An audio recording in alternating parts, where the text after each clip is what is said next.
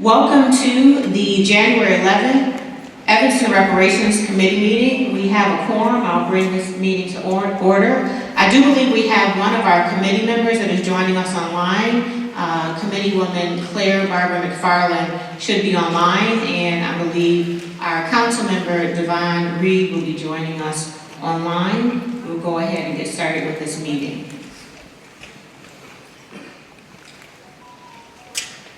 We open all of our meetings with an ancestral acknowledgement. We want to make sure that we are always centered in our work and reminded of the origins of this work and our commitment to this work. Next, we will have Committeewoman Bonnie Lockhart read our ancestral acknowledgement. Thank you, Bonnie. Good evening, everyone, on this joyous occasion. Our ancestral acknowledgement is as follows. With great humility and deep gratitude, we honor the strength, recording in progress, the endurance and sacrifice of our Black ancestors. We honor those enslaved African people whose forced labor was exploited for generations to help establish the economy of our region and the United States. We honor those Black ancestors who persevered despite the discriminatory laws and practices that created a racial caste system, legitimized anti-Black racism, and continue to plague our community today. It is only by recognition and understanding of these errors begun during our nation's origins and continuing today that we hope to correct our path. We acknowledge the exploitation of not only minds and labor, but of our humanity. We grieve for those Black ancestors who, despite their contributions to this city's wealth and freedom, were never recognized, fairly compensated, nor allowed to fully realize their own sovereignty. Because of their work, we are here. We are here and will invest in the descendants of that legacy. And through this process, we work to repair some of the harms caused by the city of Evanston. We also hope our attempts at reparations will serve as an example to the United States government and prompt other institutional accomplices to begin the process of repair. Evanston Reparations Committee. Thank you.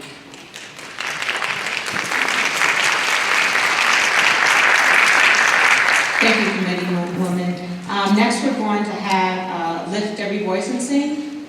We have the Heirs of Joy is going to join us for that presentation. Thank you all for being here.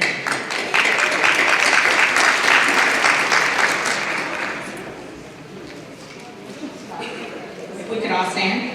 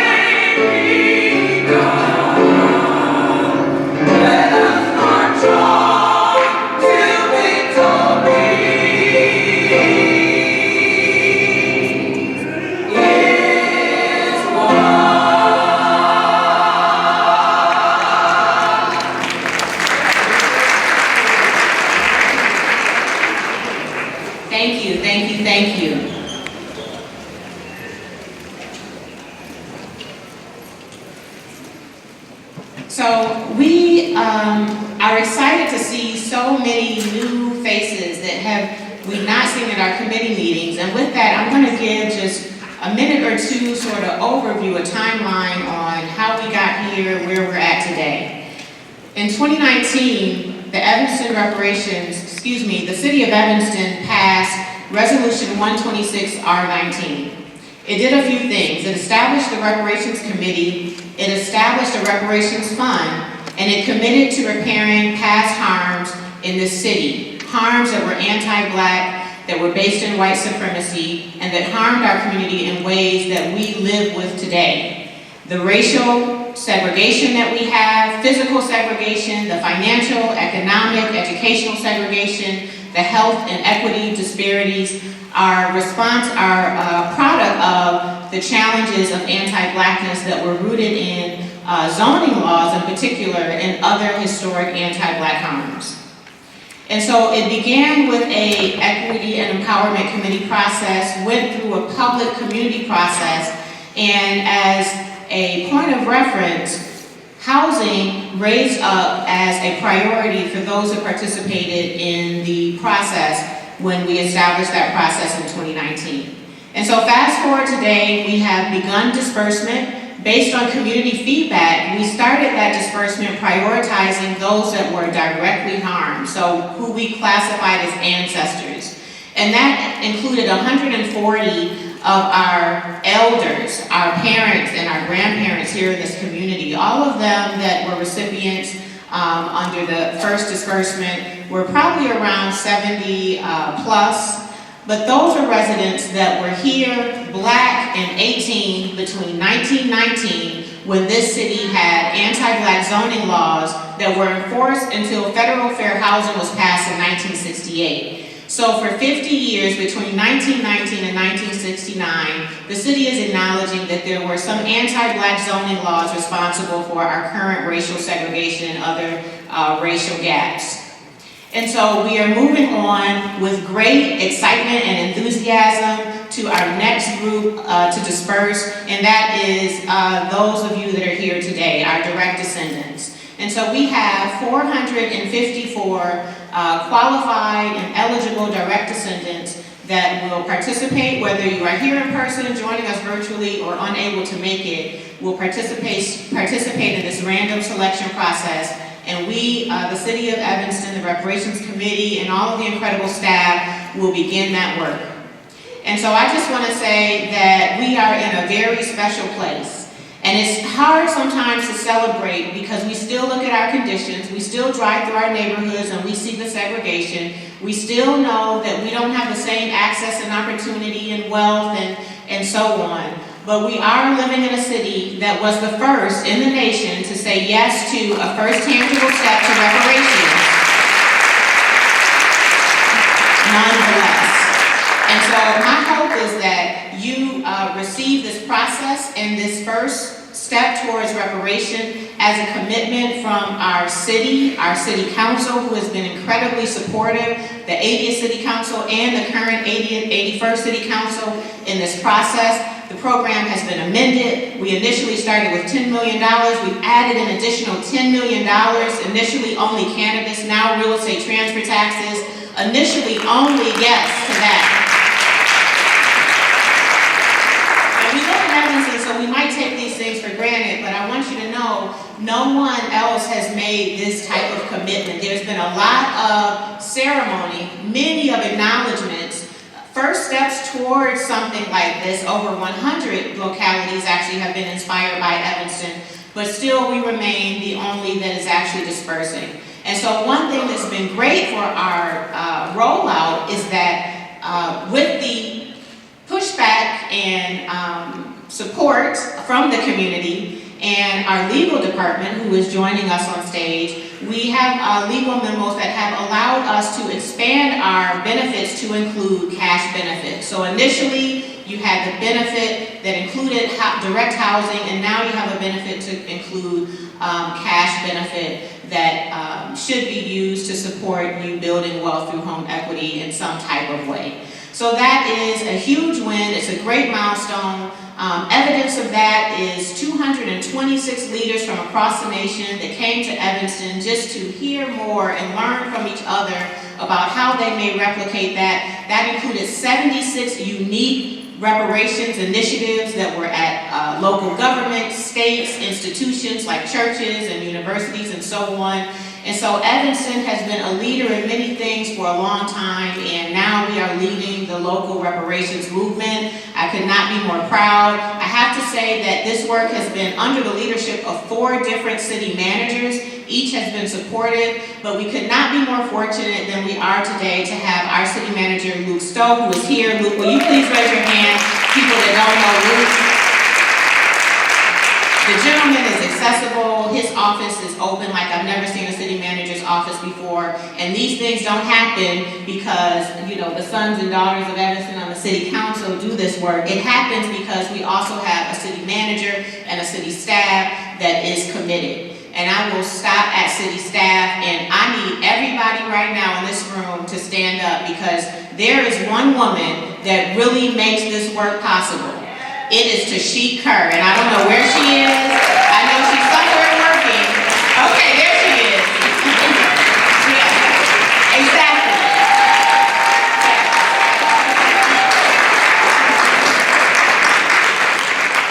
The heavy lift, we get to come and make our demands and have our visions and do all the things we do, right? But the heavy lift falls in this woman's office. It falls in her office. She's the one that you call. She is the one that has to problem solve. She's the one that has to get us in order. She is the one that is really the administrative goddess of this work. And without Tashik, we would not have the milestones and the successes and the outcomes that we are seeing today. So Tashik, thank you. Thank you.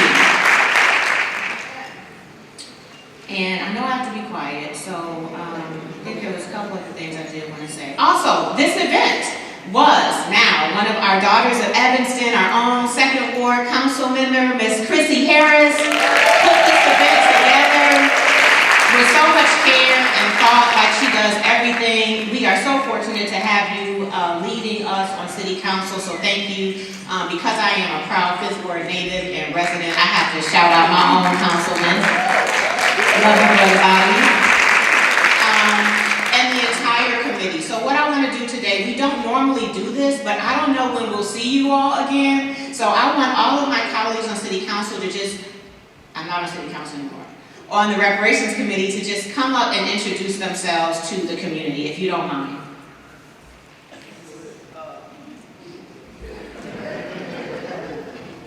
Okay, we're going to argue about who comes first. My name is Chrissy Harris, 2nd Ward Council member, born and raised in Evanston, proud Evanstonian.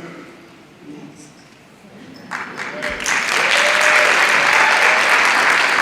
Hey, I'm Donnie Lockhart, and also born and raised in Evanston, and so many of my classmates and friends are there tonight, and I'm so happy to be here. Thanks.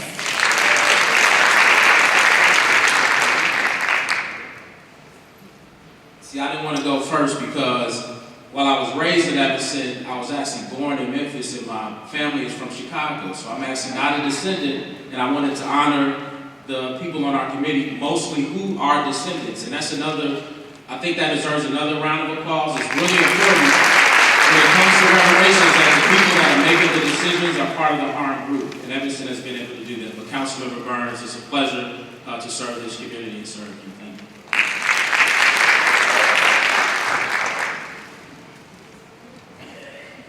Good evening. Carlos Sutton, 3rd generation. Thank you all for coming, and let's get this done. And I'm Robert Lou Simmons. I'm a daughter and native of the 5th Ward, West End, Sister Strike 8092. Died all day. Okay, I'm sorry. Let me remember where I'm at. But very happy to be here, former city councilwoman, and very, very grateful to serve as this committee's chairwoman. We may have a member in the Zoom room. Do we, Tashik? No? Okay, so that is who is here. There was one other thing. Oh, here are ways that you can get involved. So in addition to this initiative, which has been titled the Restorative Housing Reparations Program, There are additional reparations commitments and goals, and we have working groups. So if you are interested, we have a housing working group. The committee includes Committeewoman Bonnie Lockhart and Councilman Bobby Burns. You can see them, or you can reach out to them by email to learn more about how to participate on the Housing Reparations Working Group. Economic Development Working Group is chaired by 8th Ward Councilman Devon Reed. You can reach out to him by email or go on the website to find out when those meeting dates are. They're monthly. And then we have our Education Reparations Working Group. That one is led by our own elder, the great Mr. Carla Sutton, and our Councilwoman Chrissy Harris. And lastly, we have a Community Unity. This is more of an education, public education unity group. That one is led by our own Committeewoman Claire Barber McFarland. And this information can be found online. Please do get your information from the source, not from Facebook. It's all available online, and our meetings are open. They are hybrid, so if you cannot make it into the meeting, you can tune in live streaming, or you can watch them for yourself on YouTube. And with that, we are going to move this agenda along to, I would like to welcome to the mic Councilwoman Chrissy Harris with a formal welcome. Good evening again. So on behalf of the City Council and our Mayor, Daniel Biss, we are so pleased to have you all here. I'm excited about tonight's event. If you're excited, clap for me. If you're excited. As former council member Robin mentioned, we're the only ones who've done this so far. And I know that there's a lot of naysaying, there's a lot of this isn't right or how it's been done, but we did it. And we're still learning, and we will continue to learn, and we will continue to enhance what we do in Evanston. We never claim to be perfect. We claim to be Evanston and good at what we do. But we know that we are not perfect. But we are striving for that daily. So in 2024, I look forward to working with everybody in a collaborative way. And we're about to call these numbers. I'm so excited. I do want to make one clear point. So a lot of people came in and said, oh, I hope my number is called. Let me clarify. If you got a number, you're going to be called. I didn't know that was. So maybe we didn't understand it. If you got a number, you are going to be called tonight to be in line to get $25,000 housing, mortgage, or cash payment. So the order is what we decide this evening, or the computer will decide. We don't personally decide, the computer. So we have 454 people who are now going to be placed in some order. Now, nobody's leaving with a check tonight. Don't do that. I got my pocketbook. Put your pocketbook away. That's not even safe. We're going to do some training and give you some information, because with wealth should come knowledge. So I want to make sure that we provide you with some learning and educational tools to use this money wisely. Okay? So again, we're very excited. I know people are excited. There's still questions, and we will get to those questions, but we will move along in this program to forgiveness. Okay. So thank you all for being here. Wonderful. And so since this is an official meeting, we do have public comment. And so we have 31 names signed up for public comment. I believe some may not mean to have signed up for public comment, meant to sign in, but I'm going to work through the list. I'll start with virtual, Tashik, if you're ready for that. Okay, so those that are in the Zoom room, I guess you just unmute yourself, or maybe Tashik is going to do that. First we have Miss Carol Boone.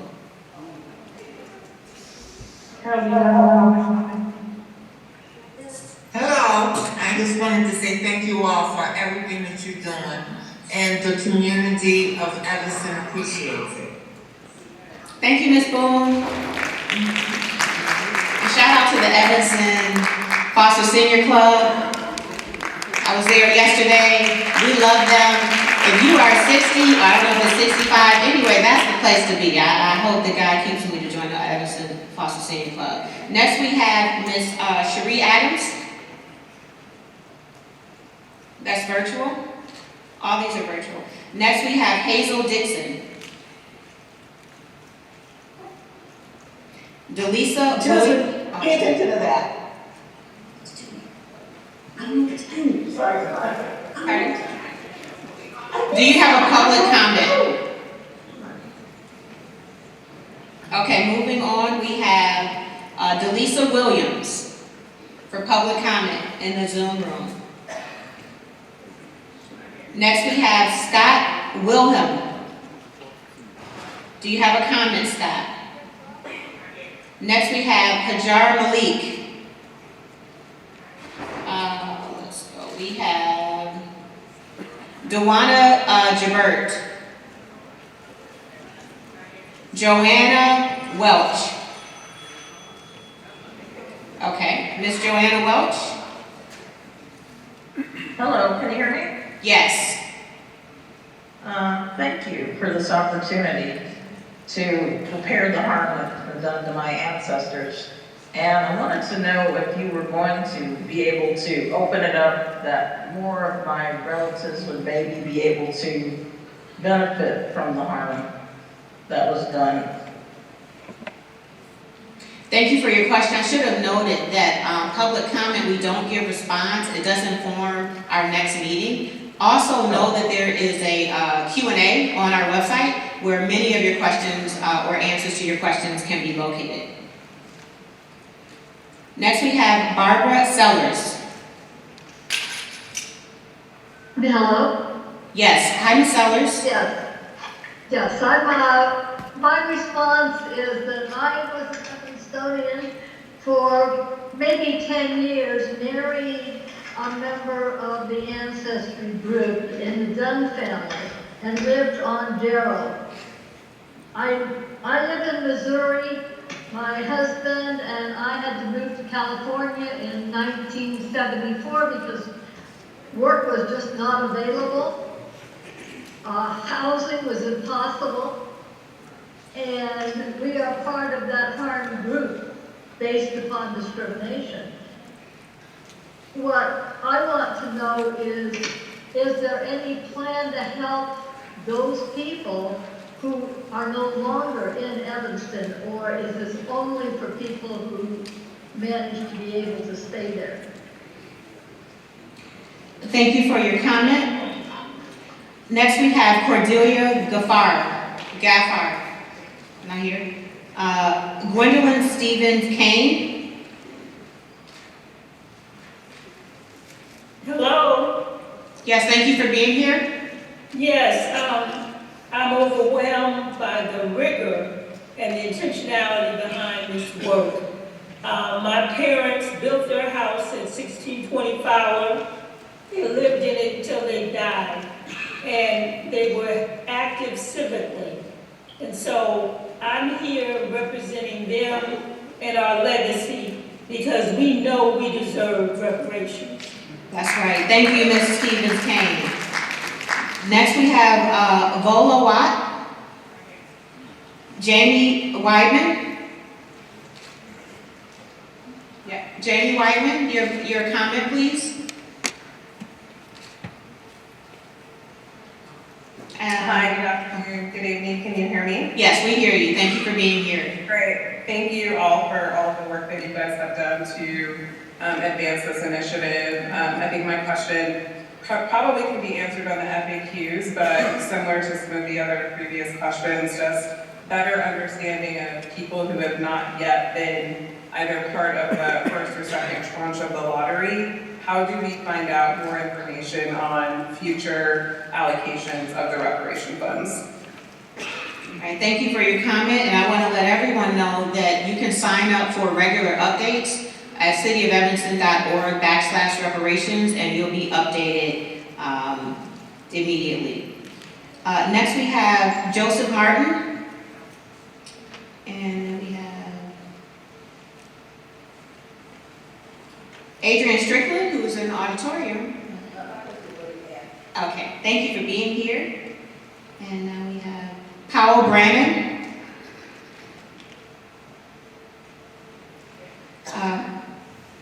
Mr. Brannon, your public comment.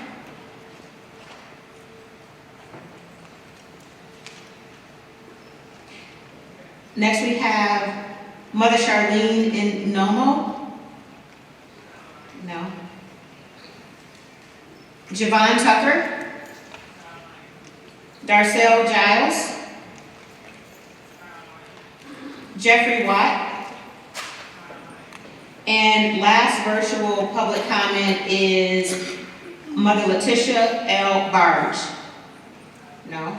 Okay, we're gonna go to in-person. How are we managing that? Is there a floating mic? Oh, there's a few on here. Let's just call them just in case they came. We have Mr. Bennett Johnson. Virginia Steele. Yes. Thank you for being here.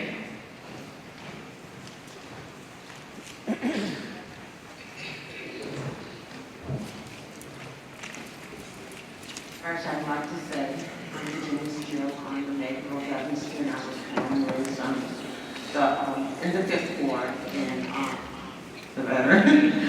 And my ancestors, I'm sure, are proud of all of us and what we've done so far. But I do have I don't want to tell you an issue, but I want to know what are we going to do about the houses and the buildings that are being built in Evanston, all the high rises that we cannot afford to live in. That we need something, we need to be able to live in these buildings that are being built up in our town. And that was my comment. Thank you. Thank you for that comment. Thank you. Next we have in person Harvin Brown or Harvon Brown.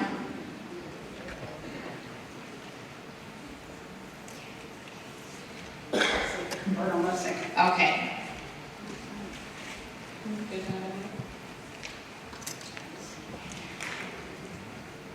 I'm going to ask a question, and they transferred over to be able to have the $25,000 in cash.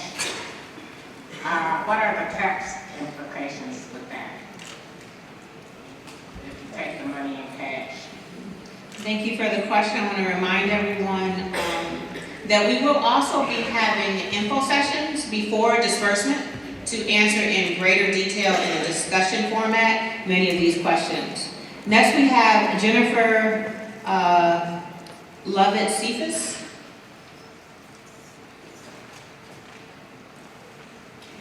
And then we have Susan King, Melody Bickham. Just a simple comment. Thank you all for all you're doing. We really appreciate it. We're so glad we got this far. We're making progress. It's wonderful. I'm hoping we'll eventually hear from the educational opportunities and teams that you've put together. But also, I know that you have the first repair team. You're able to put together a staff, a small one, but wonderful. And I'm hoping that they'll be able to answer questions that people may have either via email or phone calls, if we're able to make phone calls to First Repair Office and find out some of the questions that might be a little more personal. People might be embarrassed to ask, in front of publics and big audiences such as this one. So I'm hoping that there's opportunities for us to dig a little deeper and ask some personal questions that we might have further.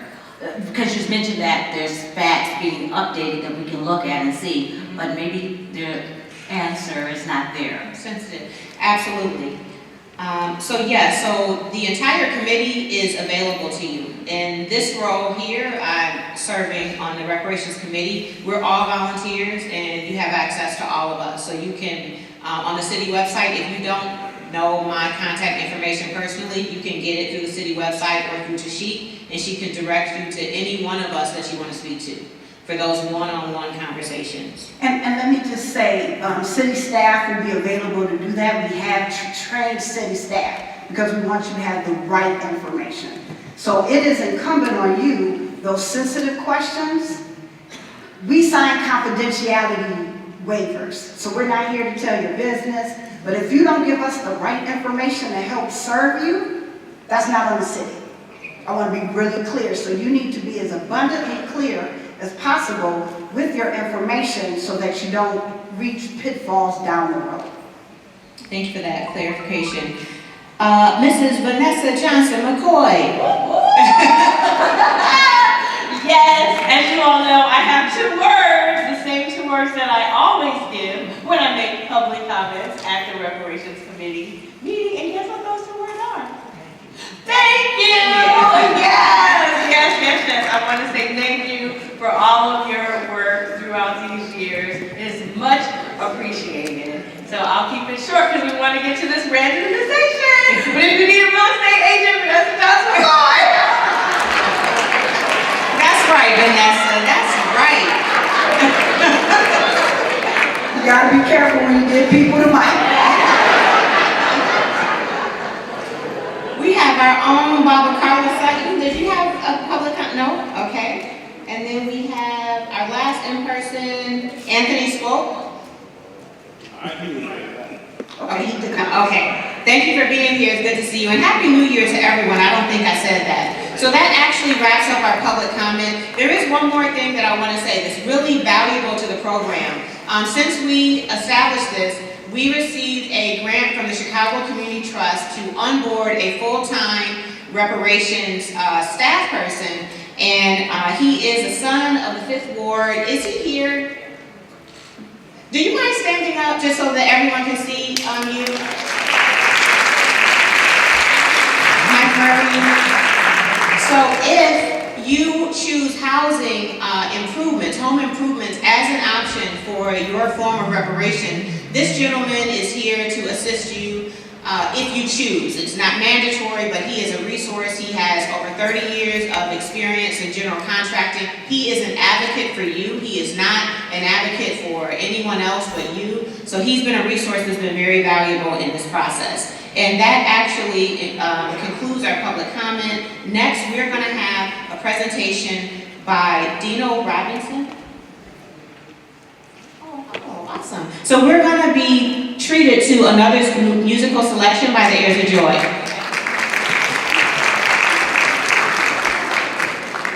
While they're getting ready, there were 2 other staff people that we didn't shout out, and that was Carmen Francelno and Audrey Thompson.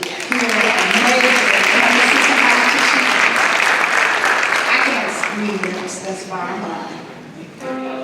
Damiola, one of our graduate assistants. So without everyone's hard work and pulling together, it wouldn't be possible. So I didn't want them, they're out there, the people you talk to get your cards. So they're just as important. Thank you.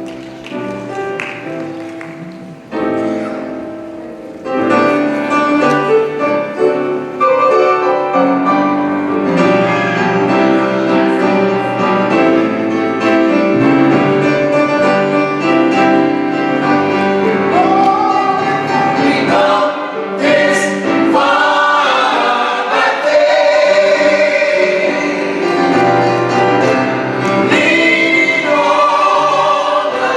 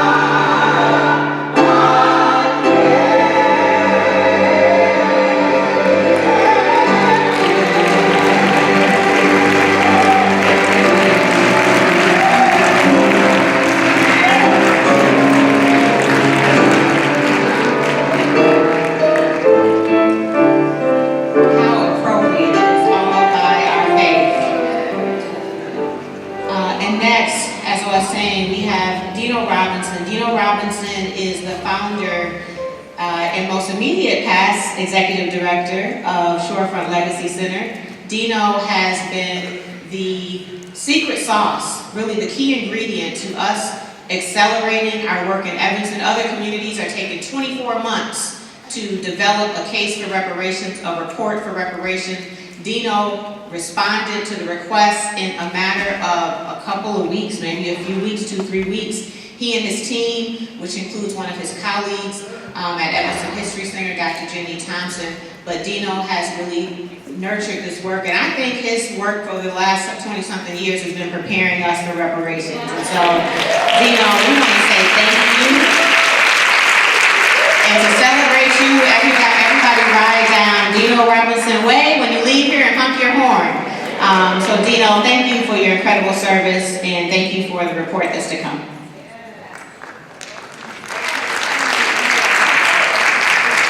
Thank you all. Thank you all. I have 10 minutes. I'm going to keep it shorter than 10 minutes because we have a lot to do tonight. But my challenge is, how do you talk about over 150 years of history in this Evanston to really honor the legacies all of you have participated in? I'm proud to be part of this community. I'm not from Evanston, but Evanston has welcomed me as one of their own, and I'm deeply grateful for that. And my gift back to the city of Evanston was documenting our history. And we need to do that because there was so much that was happening here that was being lost. Our collective histories were being lost and being rewritten. Now, we individually knew our history, and we talk about it amongst our family and friends, relatives, of what was important to us. But how does that filter out to the greater public?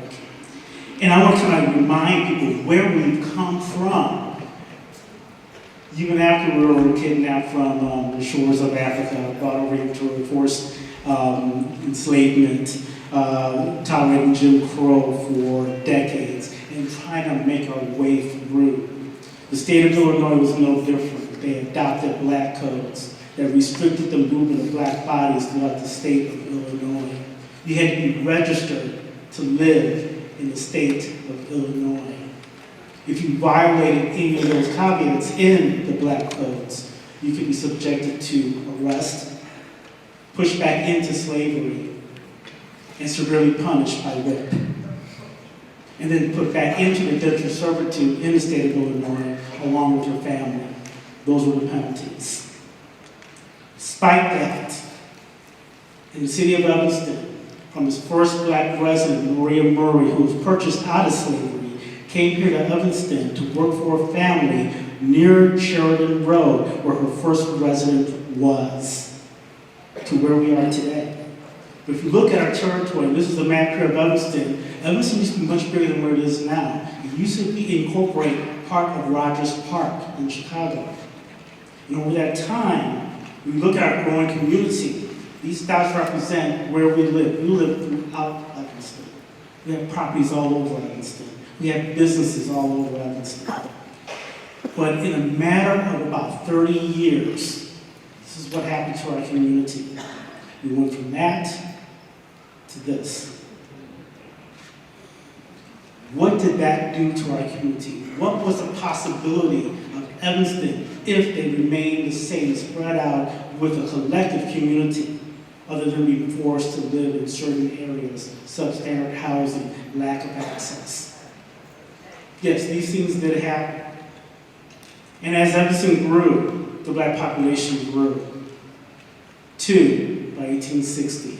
By 1900, 737. By 1930, nearly 5,000 black residents.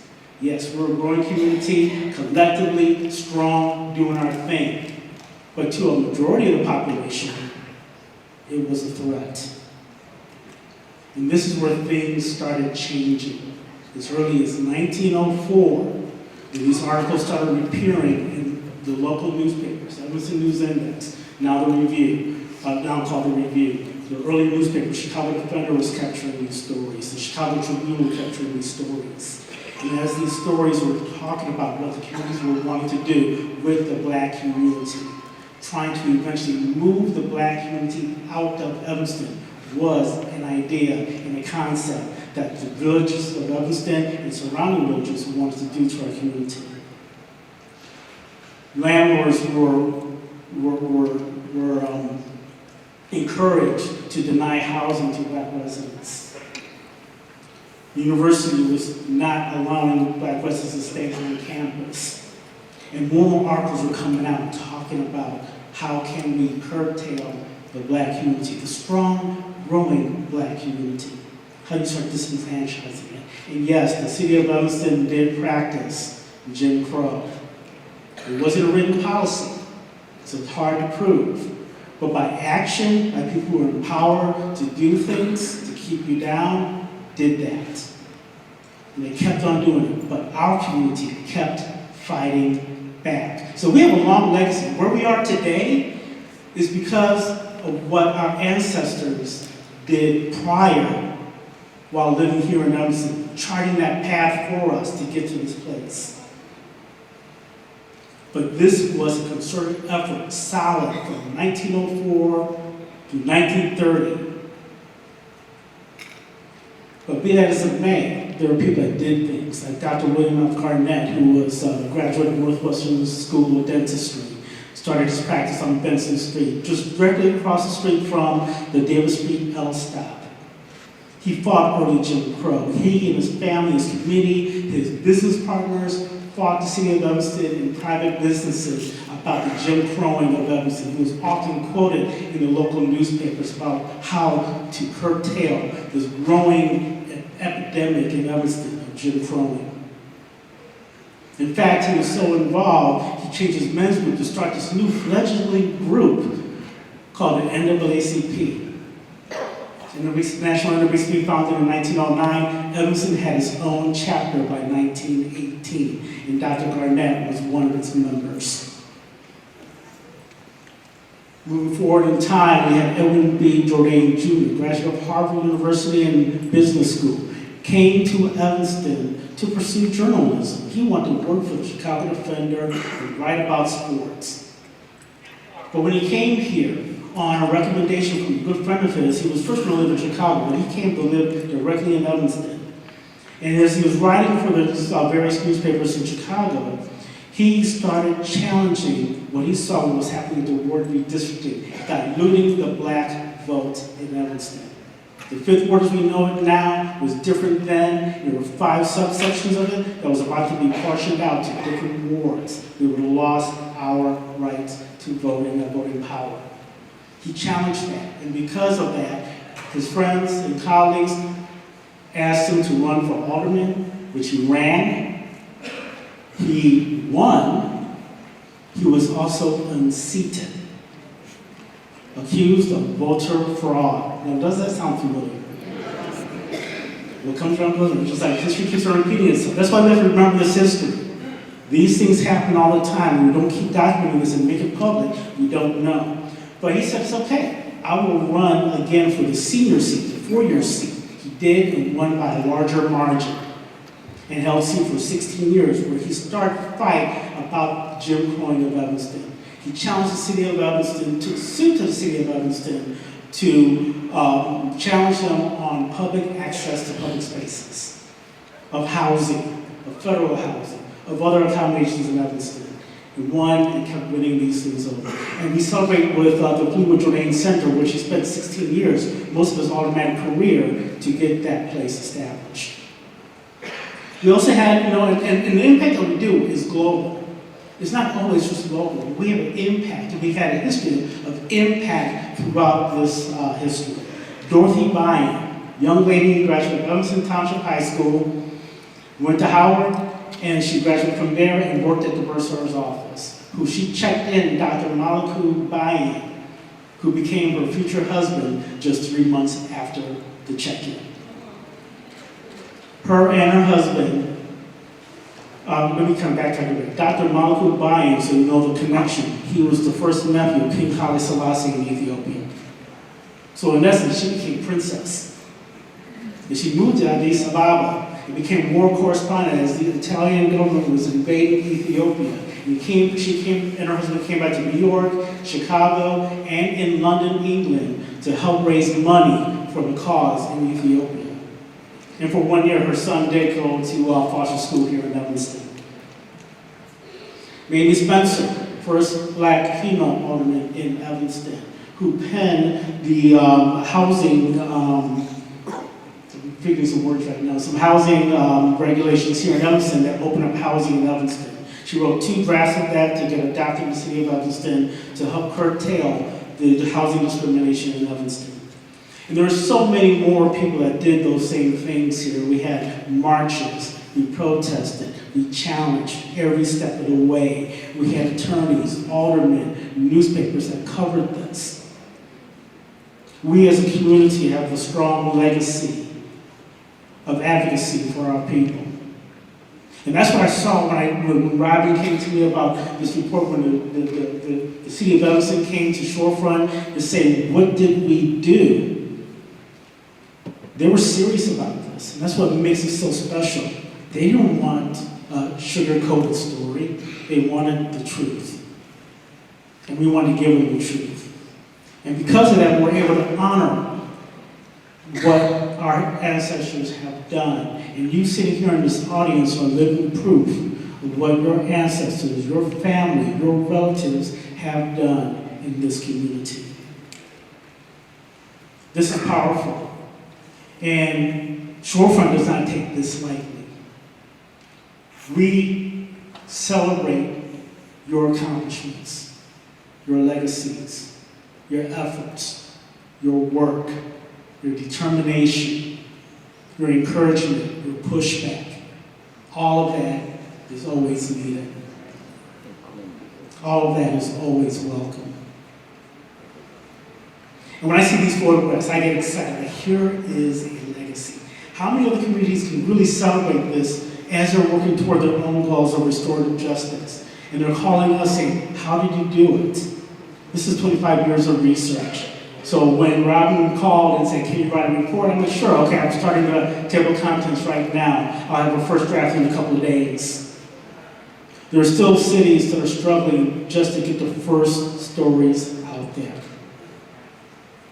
And here we have a family. And this carries on just today. This is not just history. This is contemporary. Dory Johnson, the Patrick family legacy, honoring her ancestor, Anthony Crawford of Abbeville, South Carolina, causing the city, the United States Congress to honor, recognize the nation of the United States. Dr. Ida Crothers, Carl Davis, all of whom have devoted their time to bring something to this community.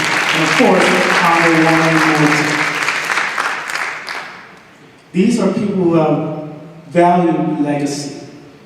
And at Shorefront, we try and capture all of this. We could not do what we're doing today if we did not have the work there. And it came from this community.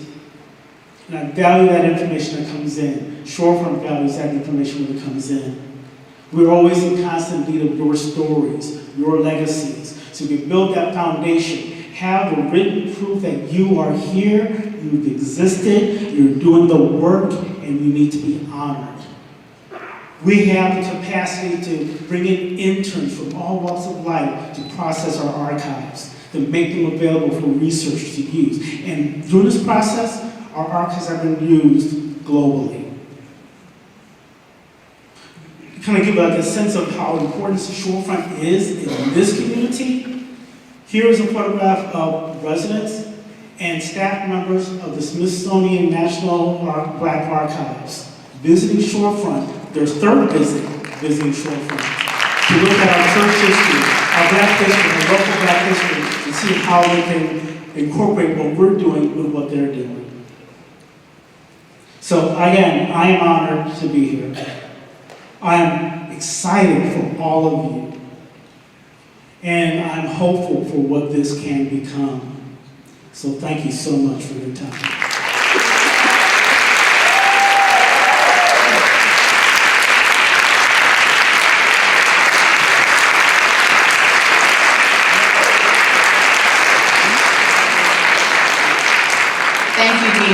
thank you for many years of service to Evanston. And please do get familiar with Shorefront. Sign up for their updates. They have incredible digital archives, so you can even go and see past newsletters and everything. Please do get familiar. And next we have item 6A on our agenda. As mentioned, our funding initiated with cannabis sales tax, and we really didn't meet those projections, and it was because of reasons outside of our control. The state of Illinois and whatever their complications were with the licensing and that rollout kept us, COVID also, kept us from what we thought we would have by now is 3 dispensaries, at least 2. We've been operating as a city in this program with only 1. So the good news is there is a dispensary that is soon to open up in the 8th Ward on Howard Street, OK Cannabis Dispensary. And we have the good John Odape here from OK that will give us an update on when we can expect that dispensary to open. It is recreational. Those tax revenues will fund our reparations fund. So thank you for being here.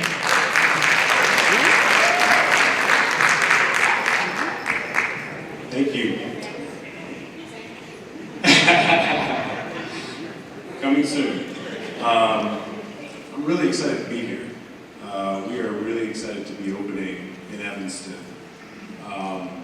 We looked at a number of different locations in the Chicagoland area, and the location that we're at, right on that corner of Howard and Chicago, gives us the opportunity to pull some of the sales from the Rogers Park area into this dispensary.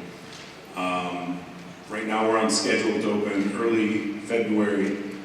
This is the first majority minority owned, one of the social equity licenses to pay into the country's first reparations program. So we are honored to be a part of this. And that's the biggest thing to say, is we're so excited to be here. We're in the process of inspections. We were supposed to have an inspection tomorrow. It's canceled because of the weather, I believe. So hoping to get those things scheduled early next week for our health department, because we've also got a bakery being opened. It's a family-friendly bakery. This is not an infused bakery. Just so you know, every bakery that says they have infused baked goods in it, that's not the case. Anything that's got THC has to be in a state-regulated dispensary. So this will be a family-friendly bakery with brunch and baked goods that'll only get you to sugar high. Okay? That said, we are hiring. Evanston Jobs at okcannabis.com is where we're gathering applicants, and we'll be interviewing early next week. Our goal is to get everything up and running, and we're excited to be here. We think that this is going to be a great location, and we're really excited to be a part of this community.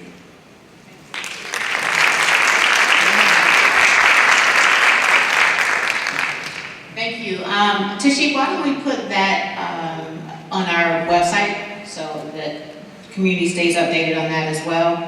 And next we have item 7A. That's what everyone is here for, right? And so staff, who's going to lead us through that process? Okay. Okay, perfect.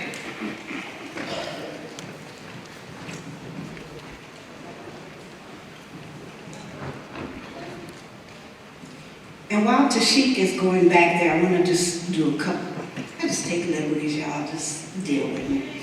I want to say thank you so much to the Evanston Police Department for being here, making sure that we're safe.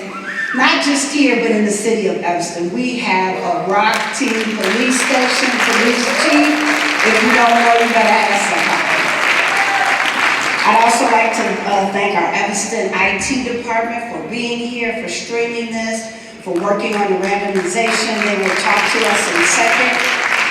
Evanston Township High School staff, administration, thank you all so much for allowing us to have the space to provide the food. They were responsible for that.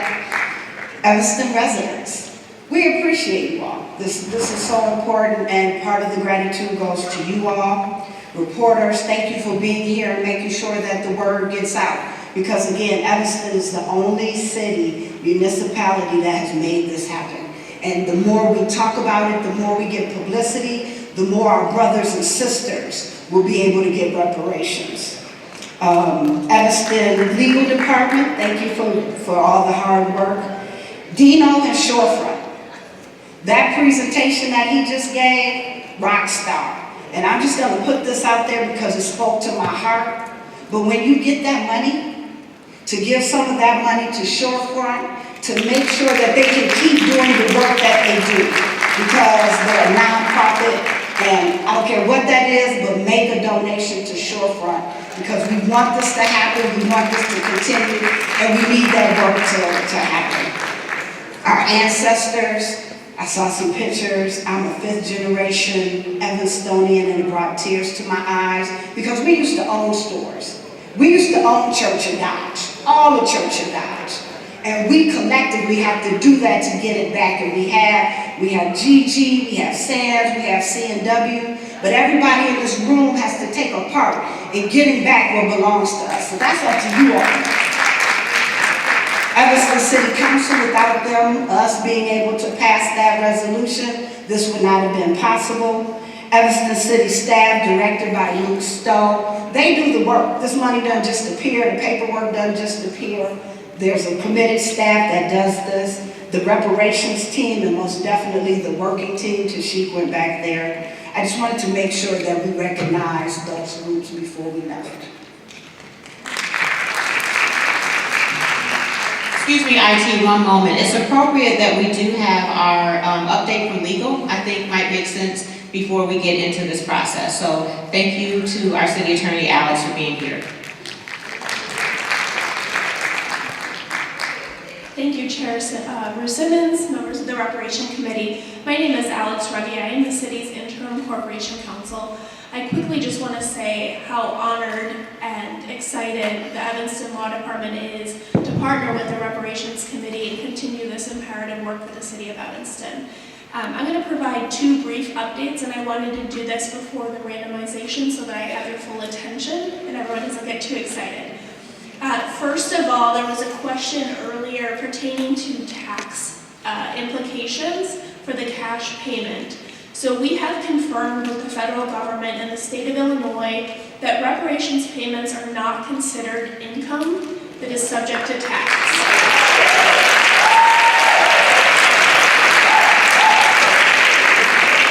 Yes, both the federal government and the state of Illinois consider it a payment for past harm and not income.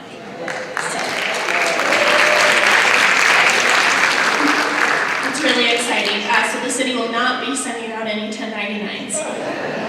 And then my second update comes as a reminder to everyone in this room and everyone watching at home to please fill out your beneficiary form. In the paperwork that you receive, it includes an area where you can name a beneficiary. This is really important so that if something happens to you, first and foremost, you choose who that money goes to if you're no longer with us. And that is the best way to honor your wishes.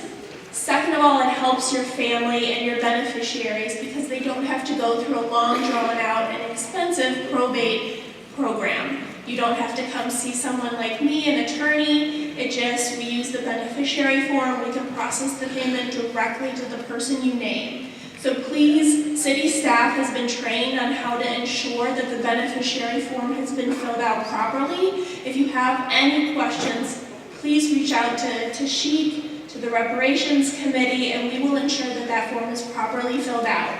So if you take nothing else away from what I've said, please fill out that form. Thank you.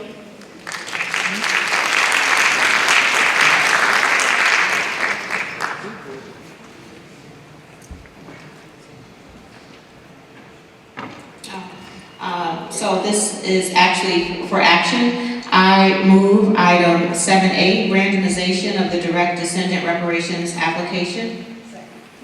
All in favor? Any opposed? Motion, well, we actually need to have the process. Good evening, everyone. I'm Jim Milano, Service and Delivery Manager for the IT Department at the City of Evanston.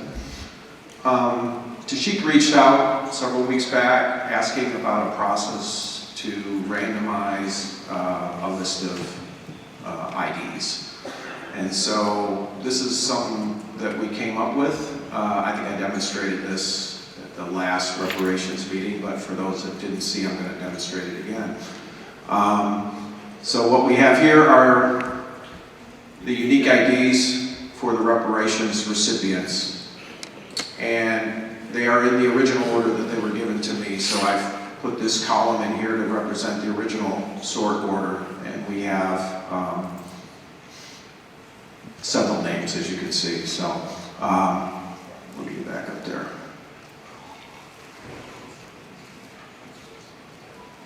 Okay. About that. There we go. Sorry about that. Let's get back over there. All right. So I was just going to show there are 243.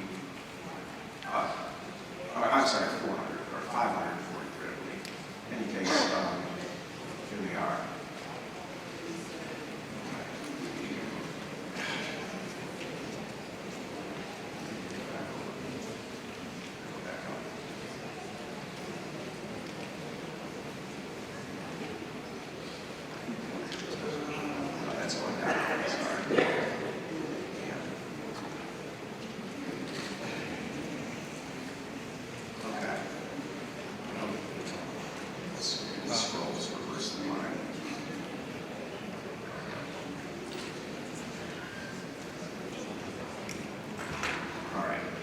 I'm at the top.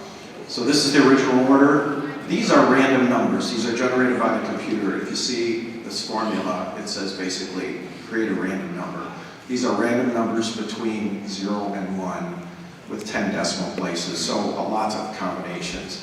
And basically to sort this, we're just going to sort on this random column. So if I say data, sort the sheet by column C, A to Z. As you can see, the numbers are all scrambled now. And I can basically keep sorting. And it just keeps flipping the numbers. So what I'm going to do is I'm going to go back and resort by this column, go back to the original sort order, and we're going to sort them. Oops. Let's go back to this. Go back to the top. Really struggle with this sheet. Down this up. And that is okay. So sort here. Data. Sort. Sort on the original. Okay, so we're back to the original sort order, and now I'm going to sort. So this is the official final sort.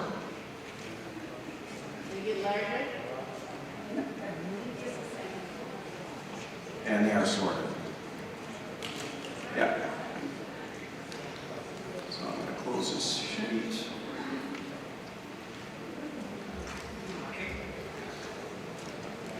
we're going to do the countdown. Did you just? Let's do a countdown, and Jim will press the button, and that'll be our final randomization. We'll count down from 5 to sheet. Okay. We're gonna pull it back up. Here, please. Give us 1 second. And this information will be available starting Tuesday or Wednesday of next week on the webpage and also at 311 for your number.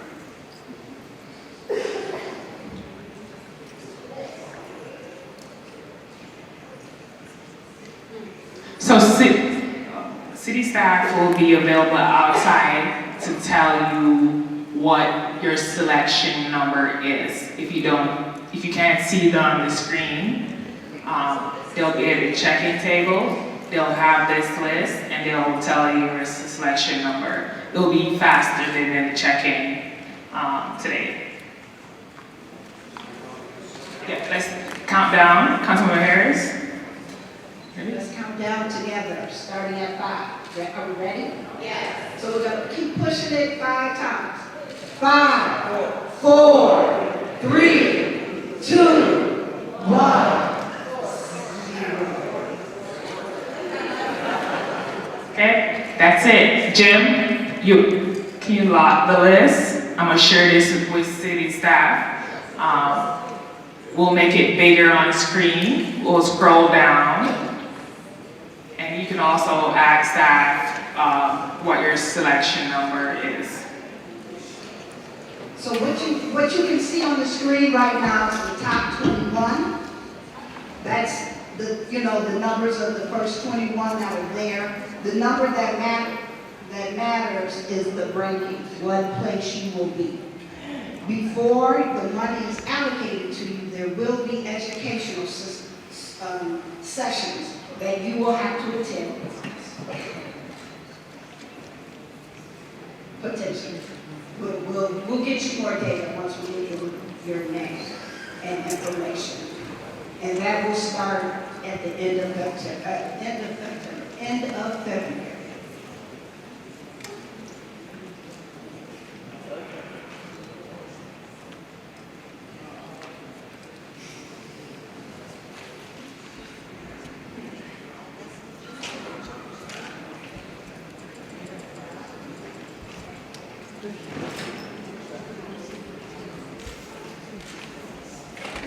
You take a little more time for everyone to observe and scroll.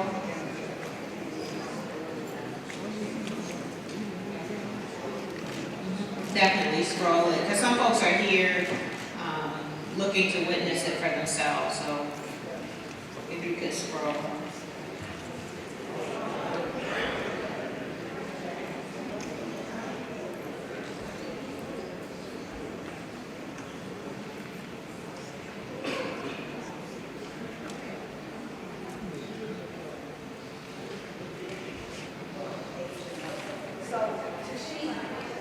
A is their number, B is the order.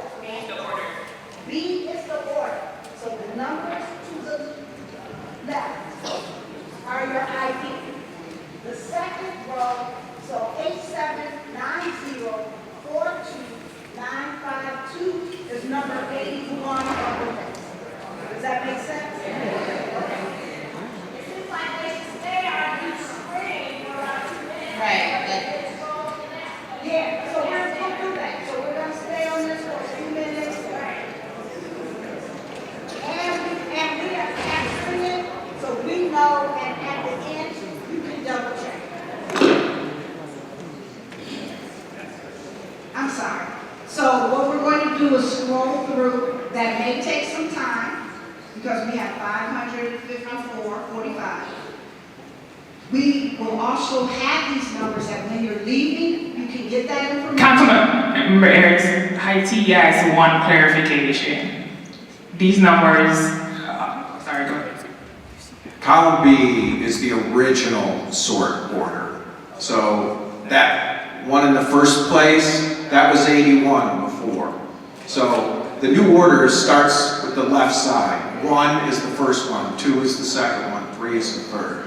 The column B was the original order. Thank you, I misspoke. The very first column that says 1, that is your new order.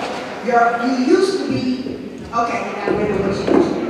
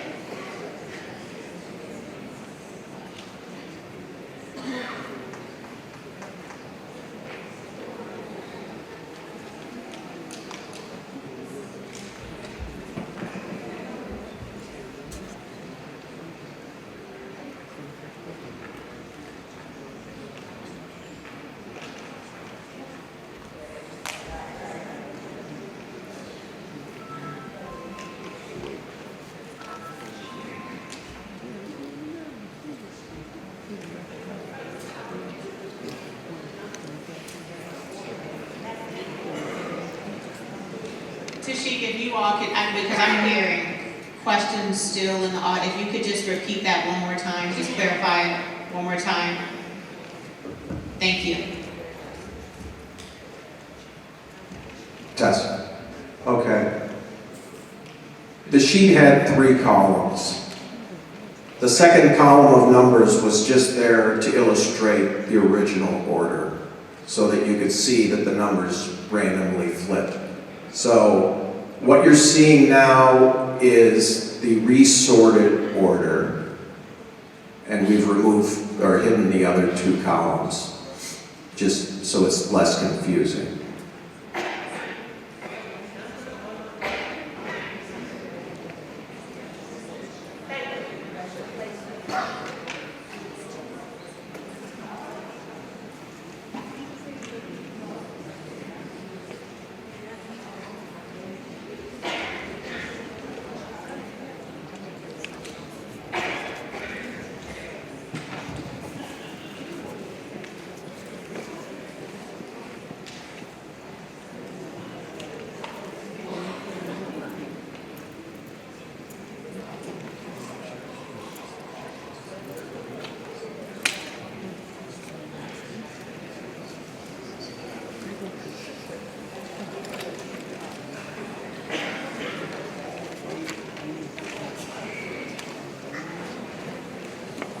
For the sake of time, if our IT team can continue the scrolling, and we have just a couple more minutes on a couple more agenda items. And so next we have item 8B. 8B, Tashik, we have an update on ancestor reparation recipient disbursement update. And that is for communications. Looks like that actually is going to be for action. We're going to accept it and place it on file once we have the update.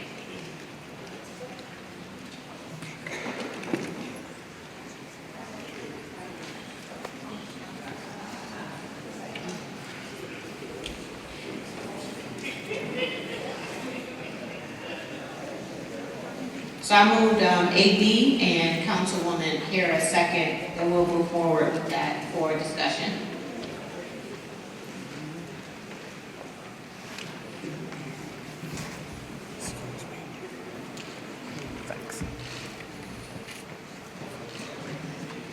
Hello, everyone.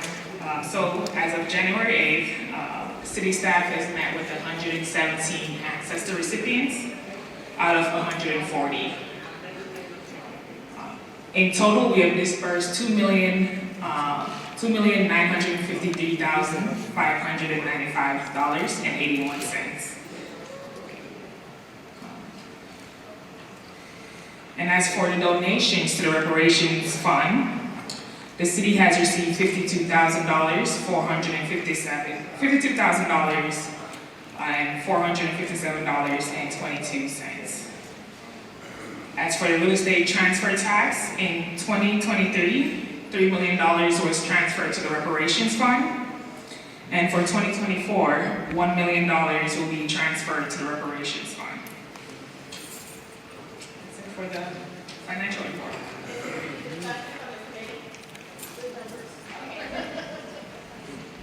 Seeing that there is no discussion, all in favor? Any opposed? Okay, that motion passes. We're going to accept that and place it on file. And next, we have our final agenda item is C. Oh, actually, she read that as well, so she consolidated that. So C was our reparations financial report, which we have accepted, and we have placed it on file. And with that, that actually concludes our agenda, but I do think we're still scrolling. And so we will stay here until he has scrolled to 454. And once you've done that, then we will adjourn the meeting. And so we will stay here as a committee until that's done, and then we will adjourn.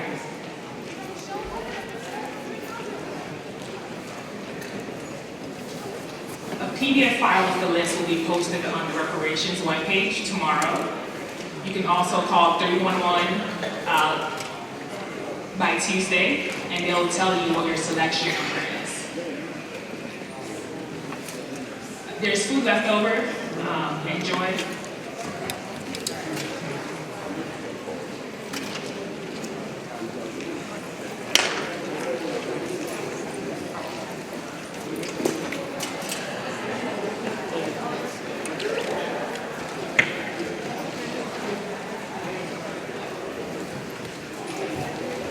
And this is in the FAQ. It's important to note that we are fully funded to disperse the first 80. So whoever is between 1 and 80, funding is, oh wow, congratulations, congratulations. Whoever is between 1 and 80, that funding is available, and we are going to work very hard to make sure that disbursement begins in March. And so that's a discussion that we've had with staff. Be thinking about how you want to receive your reparations. It will be your choice: cash benefit, home improvement, down payment assistance, pay down your principal mortgage balance, or reduce your mortgage, and you will have that option. We're still scrolling.